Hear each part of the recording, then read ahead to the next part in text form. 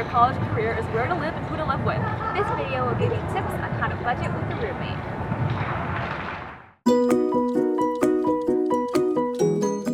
The first step is to know your financial situation. Set a budget for yourself and find out how much you can spend each month and stick to it.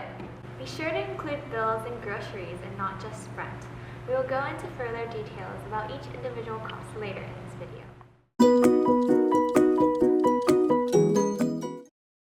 The next step is finding a roommate that is compatible with your lifestyle and is financially responsible. You don't want to live with someone who has a drastically different budget unless you're willing to compromise. You also want to make sure your roommate is dependable when it comes to paying rent and bills. Be aware that you may be responsible for their missed payments.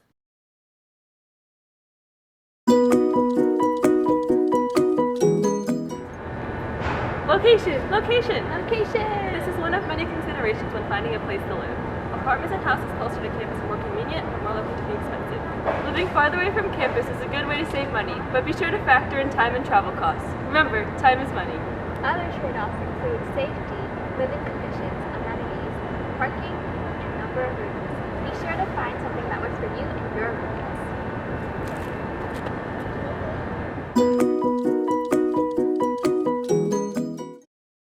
Once you've secured a place and signed the lease, sit down with your roommates and make a plan about your finances. This includes rent, bills, groceries, and any other expenses that may arise. If your landlord requires one check from all of you, designate a person that will submit the check each month and set a deadline for other roommates to pay their shares. Having a deadline will ensure that no one will forget to pay or fall behind. Create a similar monthly plan for paying bills. Discuss whether renter's insurance is right for you.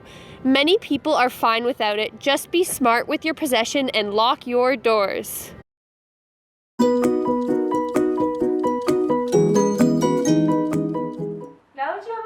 It is time to furnish your new home. While it may seem ideal to split all furniture costs, in the end, only one person can keep the furniture. If you pay for half the couch, you don't get to keep half the couch. The person who buys the couch keeps the couch. Coordinate with roommates before moving in to see who will buy or bring the smaller things, such as utensils, blenders, and more.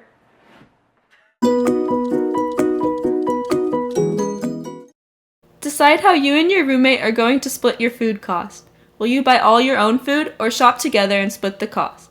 Keep in mind, if you like to dine on caviar and lobster and your roommate eats ramen for every meal, it's probably not a good idea to share grocery costs.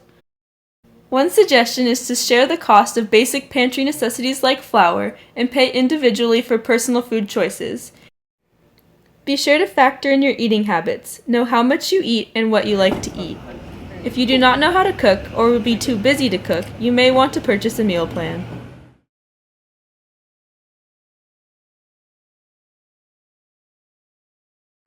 Another major component to roommate budgeting are bills. One way is to have each roommate pay a portion of each bill. Another plan is to split up the bills among the roommates. For example, one person might pay for utilities while another pays for Wi-Fi. This works best when billing costs are about equal. We've talked about many different aspects of roommate budgeting in this video, but the bottom line is that everyone is different. You need to find what works best for you and your roommates. Happy hunting!